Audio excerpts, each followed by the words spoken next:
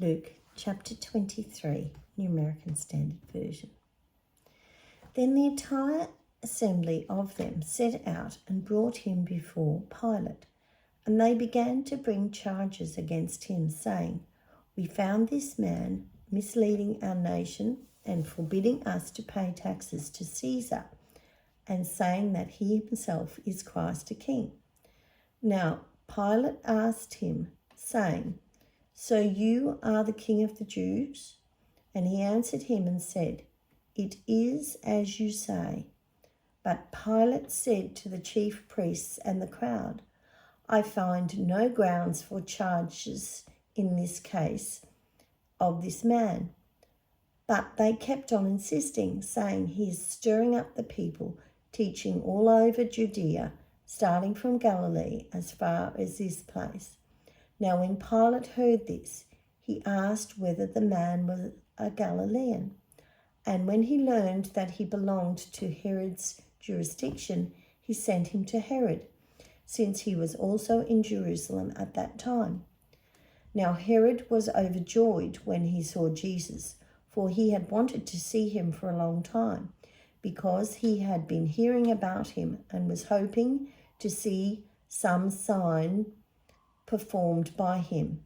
And he questioned him at some length, but he offered him no answer at all. Now the chief priests and the scribes stood there, vehemently charging him, and Herod, together with his soldiers, treated him with contempt and mocked him, dressing him in a brightly shining robe, and sent him back to Pilate.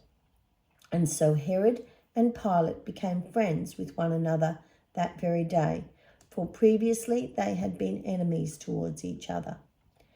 Now Pilate summoned to himself the chief priests and the rulers and the people, and he said to them, "You brought this man to me on the ground that he is inciting the people to revolt. And behold, after examining him before you, I found no basis at all in the case of this man for the charges which you are bringing against him. No, nor has Herod, for he sent him back to us. And behold, nothing deserving death has been done by him. Therefore I will punish him and release him." Now he was obligated to release to them at the feast one prisoner. But they cried out all together, saying, "Away with this man, and release to us Barabbas." He was one who had been thrown into prison for a revolt that took place in the city and for murder. But Pilate, wanting to release Jesus, addressed them again. But they kept on crying out, saying, "Crucify, crucify him." And he said to them a third time, "Why? What has this man done wrong? I have found in his case no grounds for a sentence of death. Therefore I will punish him and release him." But they were insistent with loud voices, demanding that he be crucified, and their voices began to prevail.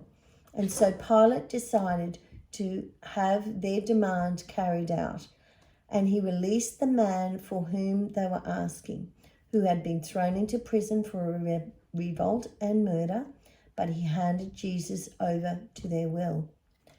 And when they led him away, they seized a man, Simon of Cyrene, as he was coming in from the country, and placed on him the cross to carry behind Jesus. Now following him was a large crowd of the people and of women who were mourning and grieving for him. But Jesus turned to them and said, "Daughters of Jerusalem, stop weeping for me, but weep for yourselves and for your children.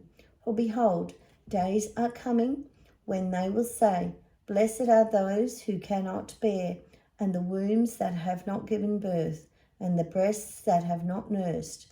Then they will begin to say to the mountains, 'Fall on us,' and to the hills, 'Cover us.' For they do these things when the tree is green. What will happen when it is dry?" Now 2 others who were criminals were also being led away to be put to death with him. And when they came to the place called the Skull, there they crucified him and the criminals, one on his right and one on his left. But Jesus was saying, Father, forgive them, for they do not know what they are doing. And they cast lots, dividing his garments among them. And the people stood by watching, and even the rulers were sneering at him, saying, He saves others, let him save himself. If this is the Christ of God, his chosen one, the soldiers also ridiculed him, coming up to him, offering him sour wine, and saying, If you are the King of the Jews, save yourself. Now there was also an inscription above him, This is the King of the Jews. One of the criminals who were hanging there was hurling abuse at him, saying, Are you not the Christ? Save yourself and us. But the other responded and rebuked him, saying, Do you not even fear God, since you are under the same sentence of condemnation? And we indeed are suffering justly, for we are receiving what we deserve for our crimes. But this man has done nothing wrong. And he was saying, Jesus, remember me when you come into your kingdom. And he said to him, Truly, I say to you, today you will be with me in paradise. It was now about the 6th hour, and darkness came over the entire land until the 9th hour, because the sun stopped shining, and the veil of the temple was torn in two. And Jesus, crying out with a loud voice, said, Father, into your hands I entrust my spirit. And having said this, he died.